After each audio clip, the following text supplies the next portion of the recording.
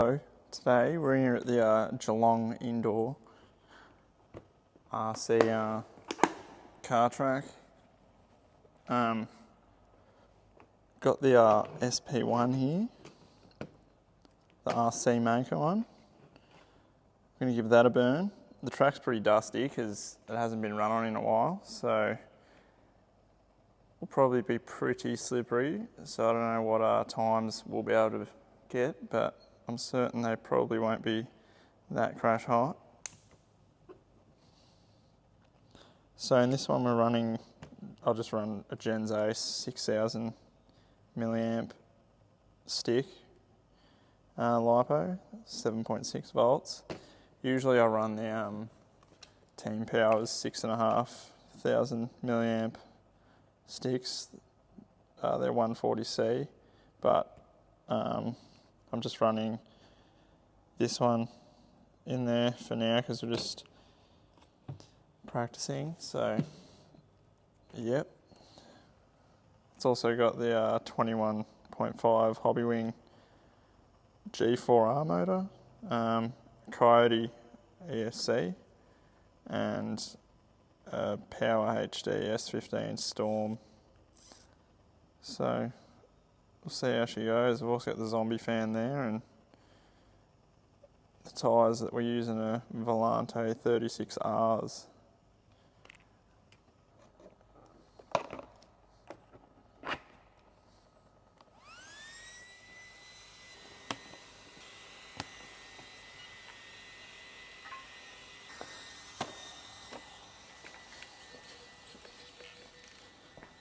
So the remote that I use is just the FlySky NB4 Pro Plus. It's a pretty good radio.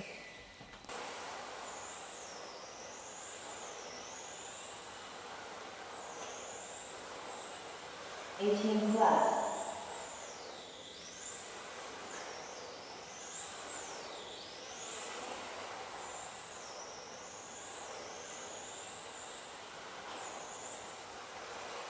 13 knots.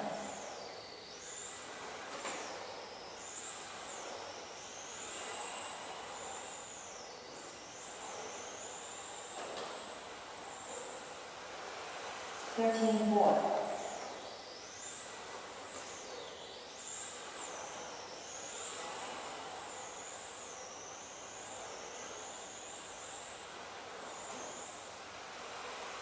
13.7.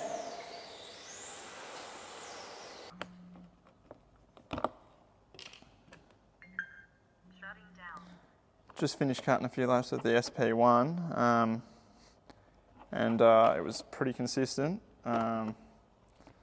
considering that it's pretty dusty, so it had its work cut out for it, that's for sure.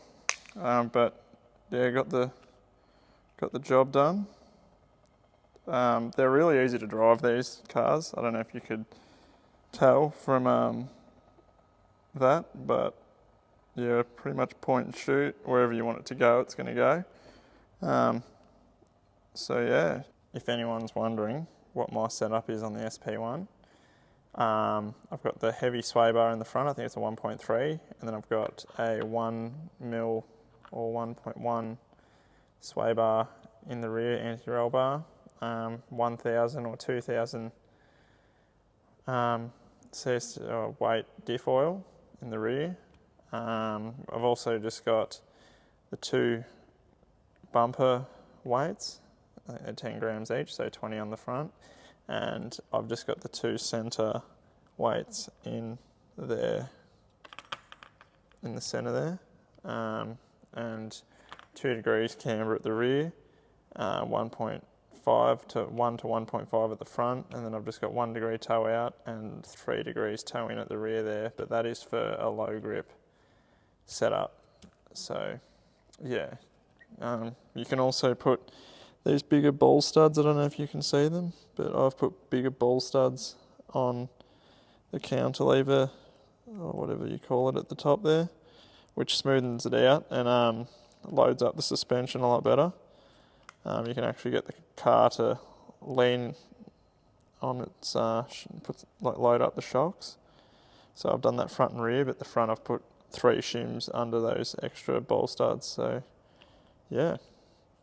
So with touring cars, what I do is with the tyres is I mark them 1 to 4, just some dots or lines, whatever you like. So they're the set I use to run before the last, because the last one I just use the tyres that are on the car. So what I get is TDK, this stuff, and also we've got ATS there, but TDK is really good. So I pull the tyres off that we just ran. Put a dab of this, of TDK edge on. I like to just put it on the corner of a cloth. There's other ways you can do this, but and then just wipe it like that, and then use the other corner of the cloth and just wipe it off, and it cleans the tyre up nicely. And then if you want, get the clean corner of the towel or one corner over here, put a bit on there. So that's the clean spot. And then we just run it through that like so. Just have a light layer on there. That's it. So then I'll do the same going round. So what I was saying about marking the tyres is rotate them, which is not front to back. Their front and rears always stay front and rears, just side to side. Just especially if a track like this has got more right-hand turns than it does lefts. It's good to alternate, especially the front tyres, because you've got a spool in the front on touring cars. Touring cars, yeah, they have like a spool in the front, so these wheels will wear a lot harder, I've found, than the rears, because you've just got a diff. So yeah, we're just going to put the 6,500 milliamp Team Powers battery in now, because that's the usual battery that I race with. And let's see how it goes. It's pretty dusty out there, so usually I don't use any traction like asphalt additive, but just for the sake of the conditions out there right now with the dust on the track, because it hasn't been used much, I'm going to use just a little bit of ATS. You only want to put a little thin layer on there. You can either apply a thin layer with just the sponge, so don't squeeze too much into it, or just get a rag. Microfiber cloth I find works best, or you can use like a Chuck's cloth, but just a thin layer, and then let it sit for 5 minutes before we run on the track.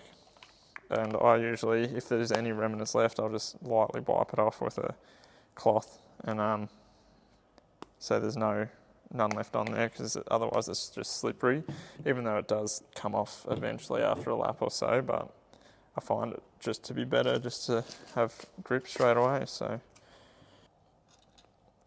which it soaks in pretty much straight away when you hit the track, and you're good to go. You don't have too much on there, so it doesn't pick up dirt and start building up, but that's what we mean if you look at that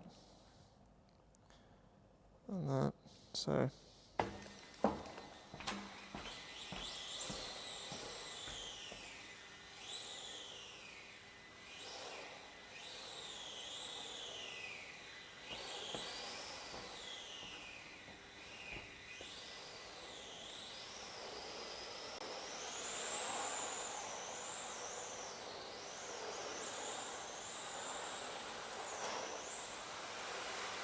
$14.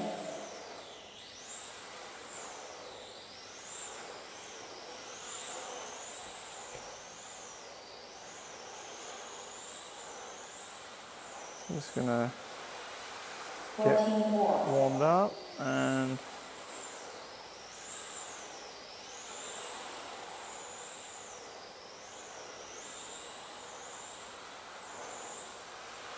13 4.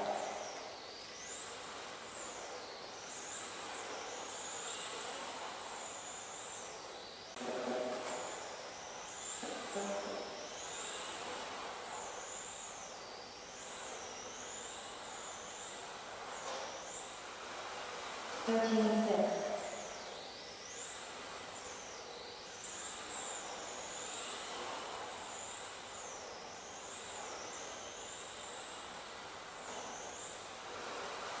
13 2.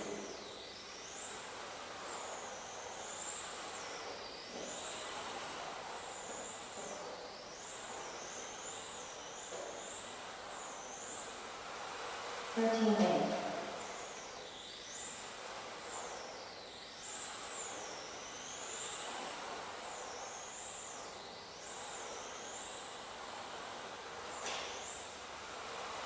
13 7.